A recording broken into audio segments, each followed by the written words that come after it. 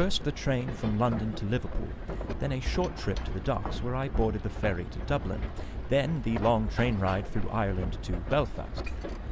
Not a bad ride, but excruciatingly long. Check-in at the guest house in the town proper, quick supper, quick sleep, quick breakfast, and a hop on the local train here to the Holland and Wolff shipyard. Fortunately, it was punctual. I was worried about being tardy for being 3 hours early. My darling Claire always said to me, "Robin, you better get out of the house right now and go be useful for someone."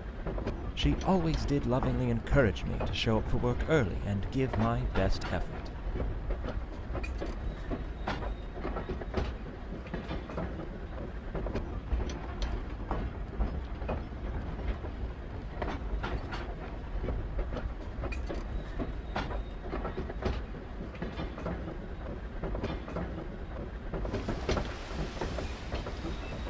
Titanic is likely no different from the Olympic. They're structurally identical. The Olympic underwent these trials months ago, so this should be a simple repeat. I board, observe her during the sea trials, vote aye or nay on her certification, and then I ride her back to Southampton. Come on, Robin, you can't mess this one up, as Claire always told me.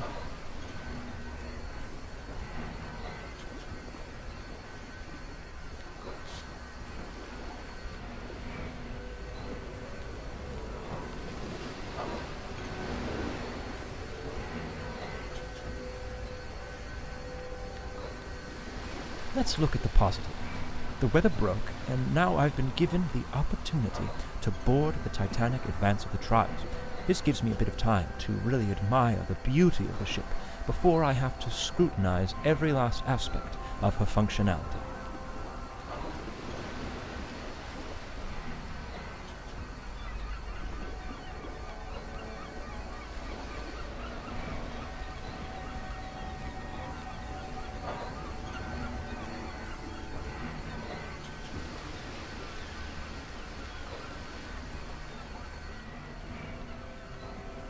I had better find my way aboard. But I suppose there isn't reason for too much haste. No one else has even arrived yet, it seems. Plenty of time to explore, if I desire. I'm quite surprised by the amount of confidence the industry is placing into this ship. She's not even certified yet, and her first ticketed voyage is just a week from now. No room for failure on these trials, I suppose. It's like getting dressed up for a date when you haven't even begun your courtship yet. How do you know if you'll be rejected or not? I learned that one the hard way.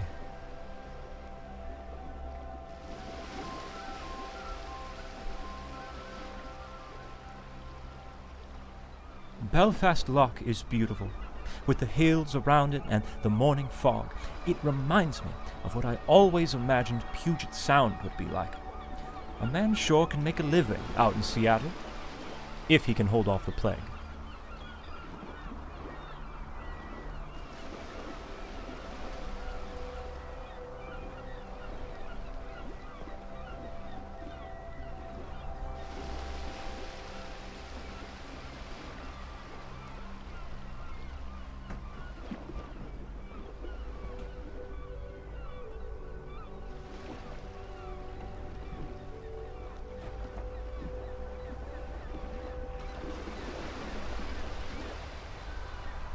I see they're doing all they can to extend my travel time. How do I find my way through this mess?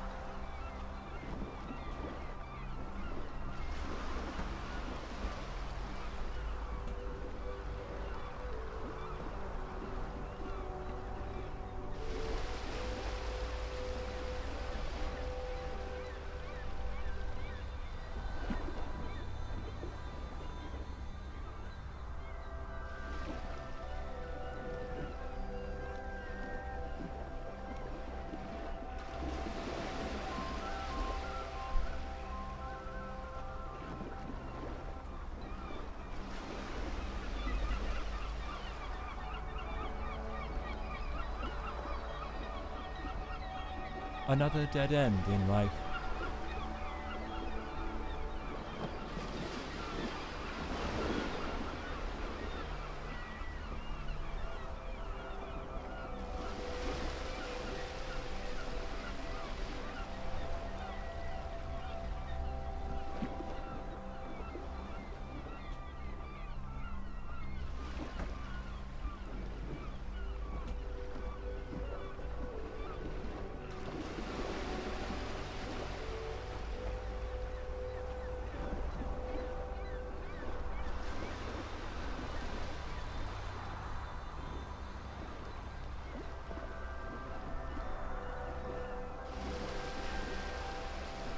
You just can't beat that train carriage arrangement. It really stretched my cognitive abilities. People simply aren't stimulated enough these days. Claire tells me that every night. Since the aft gangway is blocked, I'll board here through the first class.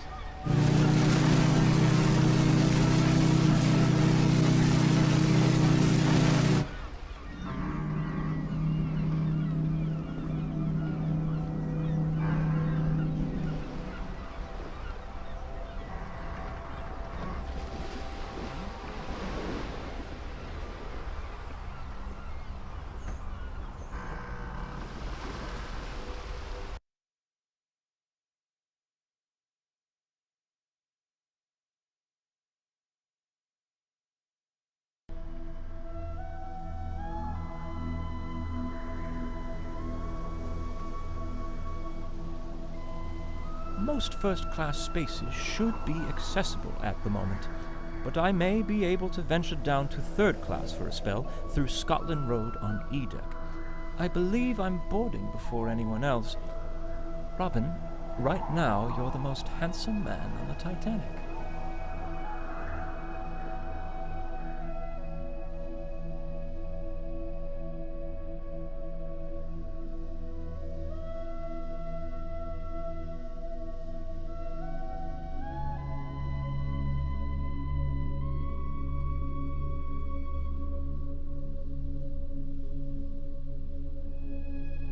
I especially commend them for modifying the bulkhead. I never cared much for what was on the Olympic.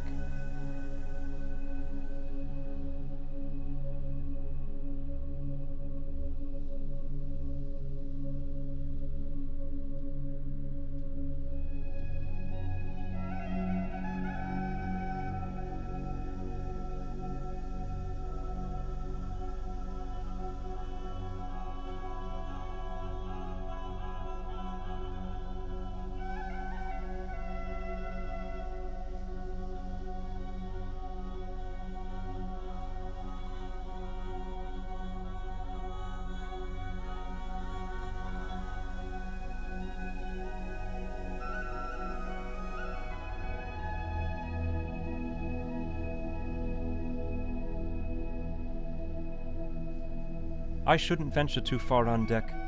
The Board of Trade members may board soon, and I'm expected to meet them. Cabins upon cabins upon cabins upon cabins upon cabins upon cabins.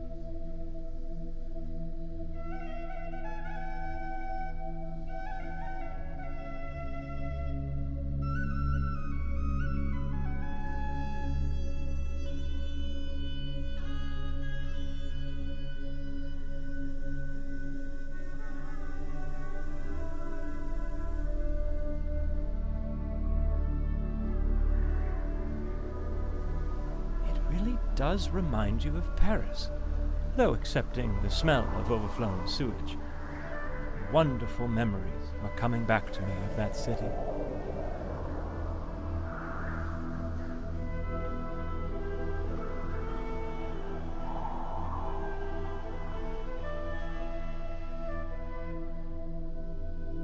Odd that this room would have its tables already set. Mr. Gotti hasn't even boarded yet.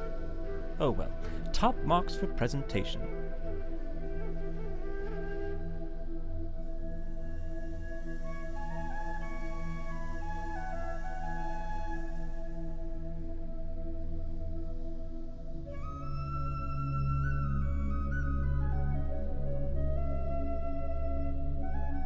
love the wood detailing here. It's absolutely perplexing. Now that's a craft I can really respect. Lovely wood. I've always been fond of wood. When younger, I used to cut wood for the poor folks 2 streets over. My neighbors started calling me Robin Wood. They always laughed, but I don't know why. I wore that title proudly.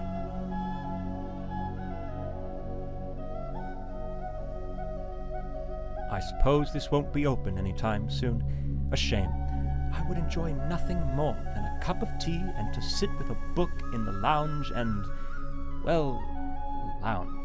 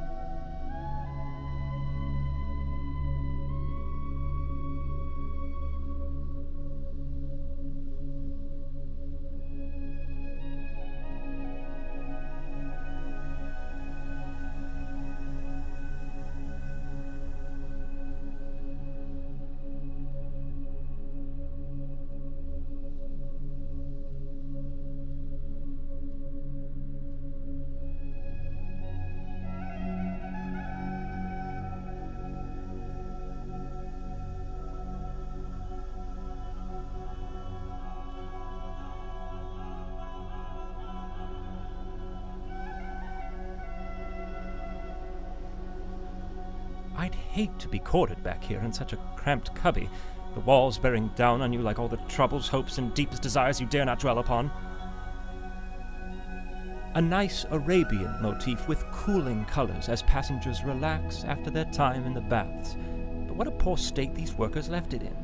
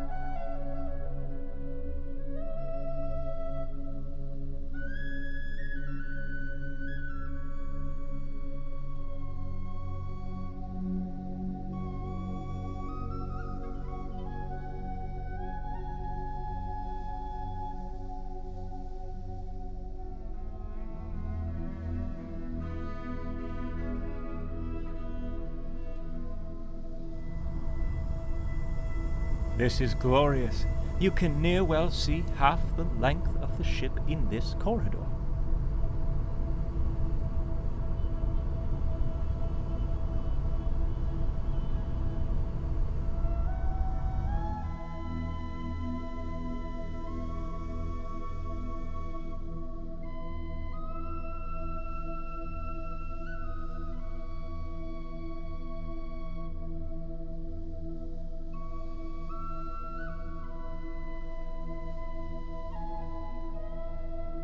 A stark contrast from the first-class accommodations, I should say, but still a major improvement from the other liners I've inspected. In all honesty, I envy these people in the lower class. The world is open to them. They move to America and build their future how they choose. They could be loggers, for example. But father wanted me to be a surveyor like he and his father. No logging for you, Robin. Now wash your ears.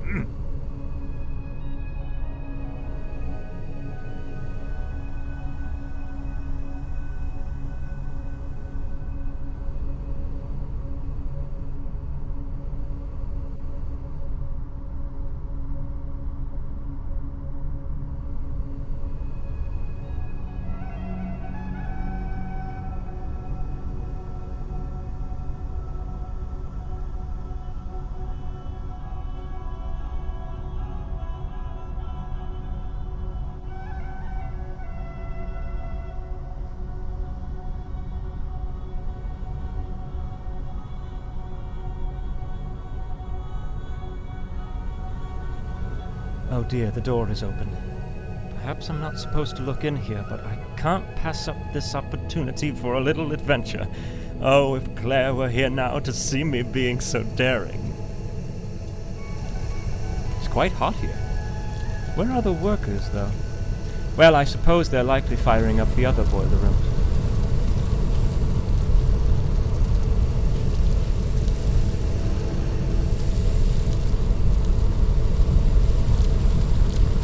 These machines are massive. 29 on board, propelling the ship through the water like an untamed beast. I anxiously await their performance during the sea trials shortly. Finally free and not held back from anything. No Mr. Tundry in sight. Just freedom.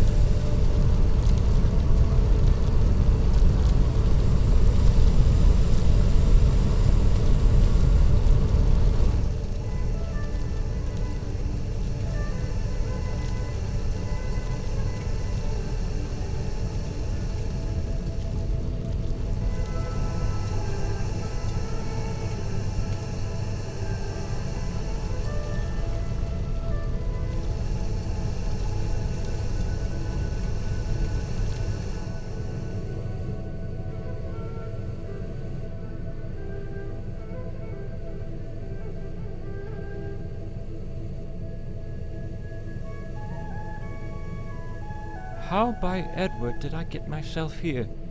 Climbing too high, I think. No, Robin, it's not your time to get your angel wings just yet. No, not just yet.